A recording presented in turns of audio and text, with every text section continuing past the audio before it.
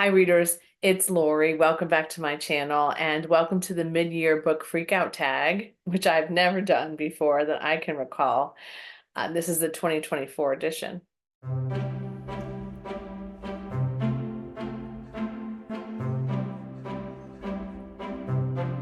So this tag was created by Is That Shami, and she has not been creating content for a while, but she's the person who created this tag to begin with, as far as I know from the information I'm getting on YouTube. And I just thought it was fun, and it's kind of perfect timing because it's the middle of June when I'm going to be posting this. And yeah, I am kind of freaking out. I'm freaking out about a lot of stuff these days. So this is just one more thing. So perhaps creating this list will help me to some degree stop freaking out a little bit. There are 13 questions on this particular tag, so I'm not going to go into detail about many of these books.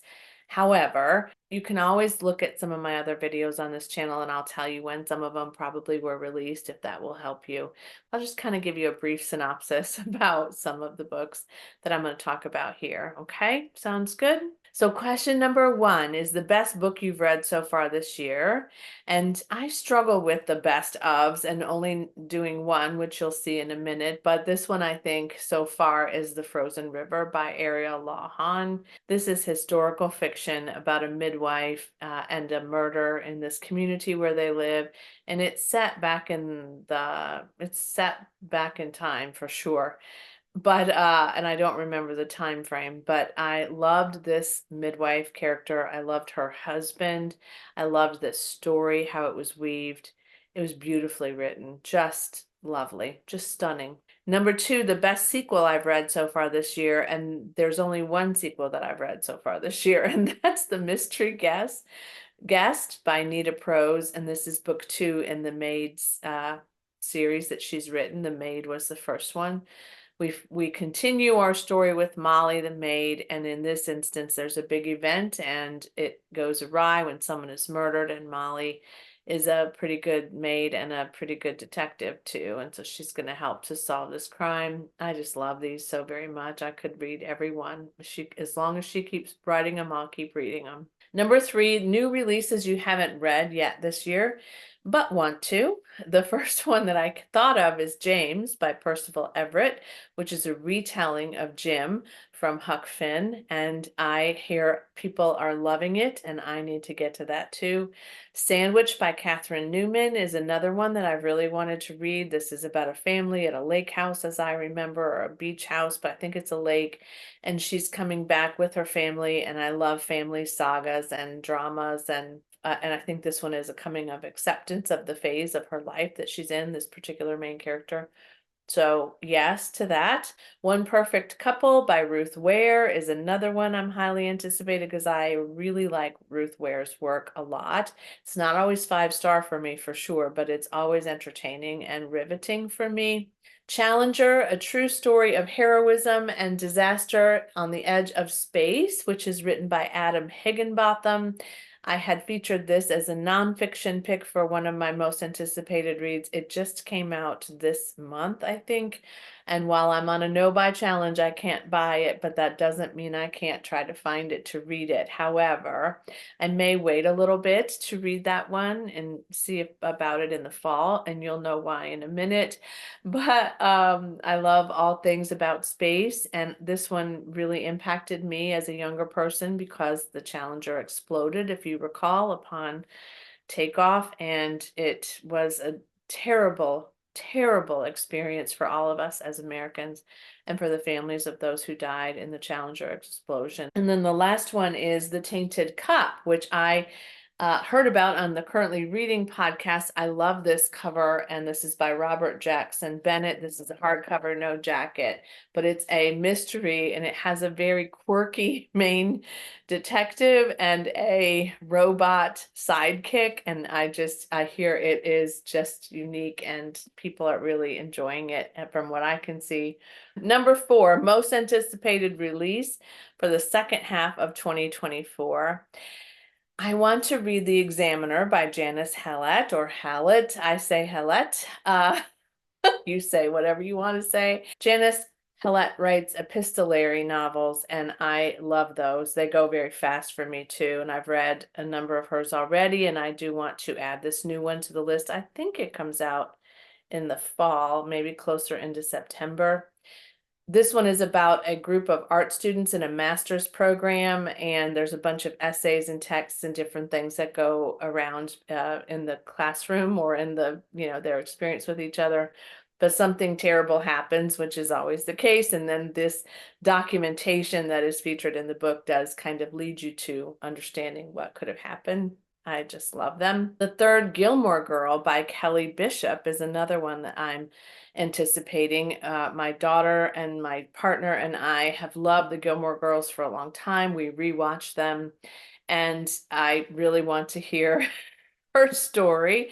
Kelly Bishop played the mom of Lorelai and the grandmother of Rory, and she just seems like a really lovely person in life, but in the show, she could be tricky, and yet you kind of, you just came to love her. TJ Newman's new novel is coming out, Worst Case. This is an author that is not always 5-star for me for sure, but also I like her work. I like the way she sets these up, and they're fast-paced and easy to read. And so that's a great little kind of pop it in, read it, finish it, enjoy it, go on. And Hampton Heights, One Harrowing Night in the Most Haunted Neighborhood in Milwaukee, Wisconsin, is another one that I am looking forward to. And this is by Dan Coy. Kois. I think that's how you say it. I didn't look it up, but this one is most anticipated for me because it just sounds, that title in itself is going to draw me in. But they also are comparing it to sort of a combination of Ray Bradbury and Stephen King. So I'll take it, but it is billed as horror. So I tried to give you a little bit of variety here, but I can't just tell you that there's one most anticipated release because I'd be lying to you. The number 5 question is the biggest disappointment of this year. That was Anna O by Matthew Blake. For me, that one just didn't. I really thought that was going to be a great read. It had some good buzz. I liked the plot, the way it was described. Girl who has amnesia, won't talk, hasn't woken up for a long, long time. What's wrong with her? Did she kill somebody? It just seemed like a great book to me, and it just, yeah, it just wasn't, just didn't do it for me. My biggest surprise this year is question 6, and that's The Covenant of Water. To be quite honest with you, I did not expect to like that book. It was assigned to me for the BookTube prize. It was huge. It was set in a longer period of time, 1900 to the 1940s. It was set in India. Not that I don't appreciate books set in India, but just thinking about 40 years in India, I just wasn't really sure that I was going to like that. And the way that it started, I was like, I don't know. Ended up being one of my favorite books of the whole year so far. So there you go. I would say that was a miss for me for sure. Favorite new author. This is hard for me too, because there's a couple of them that I would really say stand out to me. One is Ariel Lawhon. One is Percival Everett for sure. I really loved Erasure. And Tananarive Due. I really, really enjoyed Tananarive Due and The Reformatory, and I will read more by that author for sure. Number 8, my newest fictional crush. I don't know that I've had a crush on anyone particularly, but I guess if I had to answer this, it would be Rachel from the Rachel incident. Although I don't want to be in a relationship with Rachel, so I don't feel a crush in that way, but I feel like I would want to be Rachel's friend, and I would want to like watch her chaos from the sidelines and laugh about it and tease her about her life and her chaos, but not be a person who's connected to her in that kind of way so that I was, that I had to kind of deal with the repercussions. But I thought Rachel was a really lovely character. And the Rachel incident, by the way, if you don't know, is written by Caroline O'Donoghue, but it's pretty quirky and fun and a little sad too at times. Newest favorite character, that, my friends, is Wallace Price from Under the Whispering Door. Wallace is a curmudgeon. Wallace is not everybody's cup of tea, but I just grew to love Wallace. I knew from the beginning that there was going to be more to him, and there definitely was, and I loved getting to know him. Number 10, book that made you cry this year. So, I cried a lot. I cried for a little while after this. I think the last 2 or 3 chapters, I just cried and cried and cried, but loved it. Mountain of Water made me cry also, which I was one of the reasons why I knew that it was pretty high up there for me in terms of what I was rating it. The Reformatory by Tananarive Due also made me cry, and so did The Frozen River. So a number of these that I talked about already made me cry a good bit this year. I think I cried a little bit at the end of The Women by Kristen Hanna. I think that I did definitely cry then. I also cried a little bit listening to 7 Days in June. I cried more than once throughout that book and by Tia Williams, and I really enjoyed that one too. I think that's it. I think that was all the crying that I've done so far this year. Number 11 book that made you happy this year, Garlic and the Vampire by Bree Paulson.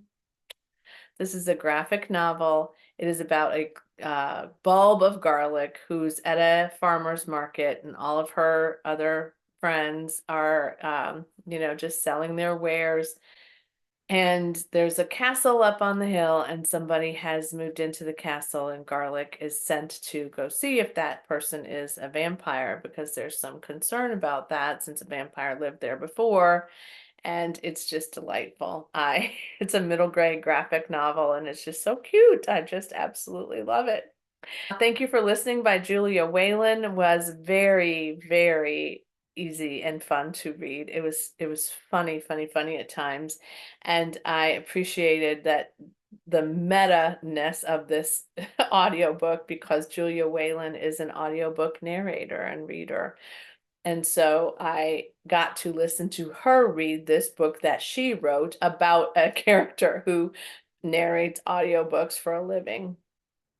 It was just perfect. I cannot say enough about that particular book, and it will remain in the top of my list, I'm sure, for the rest of the year, solidly. Delilah Green Doesn't Care by Ashley Herring Blake was a recent read for me. I did enjoy that book. I would say that Delilah Green made me laugh a lot, and she's a little bit curmudgeon-y too, but I enjoyed her, and that whole book just made me happy. In general, I just enjoyed. That's a queer romance, so you should know that going in. If that's not your thing, you may not want to pick it up, but it was really a lot of fun. Number 12, the most beautiful book you've bought or received this year. I would say this one falls into that category because this one is really very, very pretty. It's not just the plot that made me want to buy this. It has the leaves all around it, and yeah, it's really beautiful. Another one that I feel like is beautiful is this one. Not only because it has this little tree on it, but also the end papers of this. These watercolored images, Shakespearean related images, are quite stunning to me. That definitely caught my eye. And then the last question, number 13, is what do you need to read by the end of the year? Well, clearly I need to read this by the end of the month because this is one of the books that you picked for me for this quarter. So I have to get to that. And I'm buddy reading Project Hail Mary by Andy Weir with Molly, who's on my subscriber list as well as on Instagram as Molly MN Reads. I think MN is probably from Minnesota, but I'm not sure. That might be her last name. No, because her last name is something different. Anyway, I'm a little bit farther than this because I'm actually reading it on Kindle more than I am this hardcover, but this has been on my backlist for a while, and I'd like to complete this soon. I'm also doing a buddy read coming up very shortly with Berna at Berna's Bookish Adventures, and we're going to read In the Lives of Puppets, also by TJ Klune. So we're going to continue as we buddy read Under the Whispering Door together too, and I'm going to have to finish that. So those three for sure. My nonfiction reads, I picked 24 nonfiction titles to read in 2024.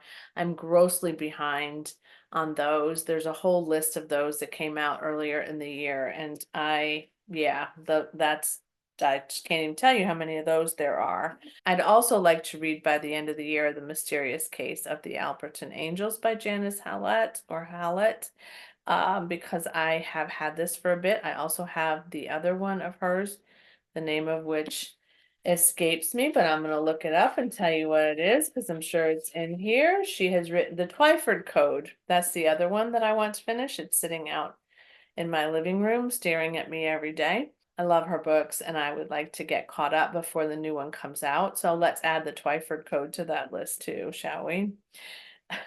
I know.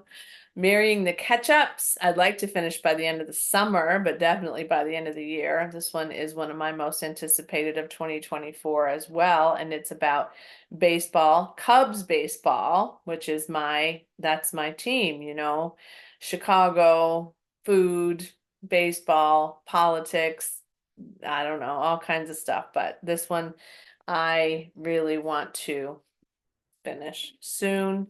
Another one I really want to get to soon, and I'm buddy reading with my daughter probably in July, is End of Story by A.J. Finn. I liked The Women in the Window, so I'm hoping I like End of Story as well. I love the premise of it. Mystery novelist, and someone else comes in to interview him about his life, and he's going to tell some real stories about his true life and what has happened in his life, and it says it's absorbing and elegant and Hitchcockian menace. So yes, bring on the Hitchcockian menace for sure. And the other ones that I've talked about, which were the most anticipated, I'm really hoping to get to too. I have a lot of books to read in the next 6 months, and I'm not going to freak out about them. I'm also not going to buy any until the middle of August. If you weren't aware, I'm on a no buy challenge, so there's no reason why I can't get some of these backlist books read because I can't buy any others, right? So that's what's going to happen is I'm going to read through my backlist, and I may read through my backlist for the whole rest of the year because right now I'm finding it to be very exciting.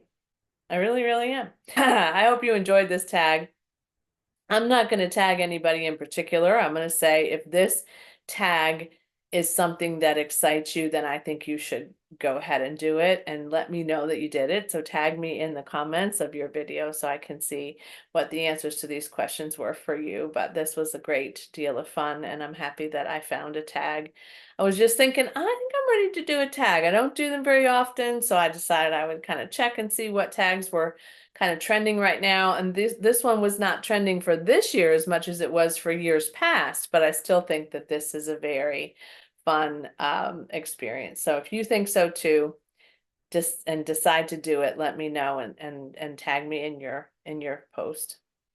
Thank you so much for watching. Let me know which ones of these were important to you, and let me know what your answers to these questions would be. I would be curious, even if you don't have a YouTube channel, I think you should share your tag answers as well. So feel free to do that in the comments below. And as always, happy reading. Bye.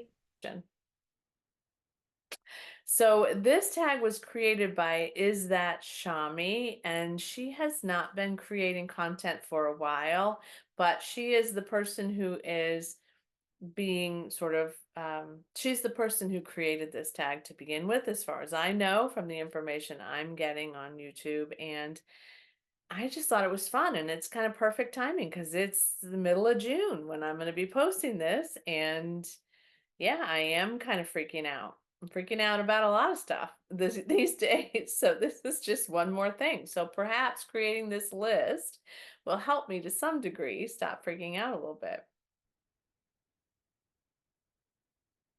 So there are 13 questions on this particular tag. So I'm not going to go into detail about many of these books.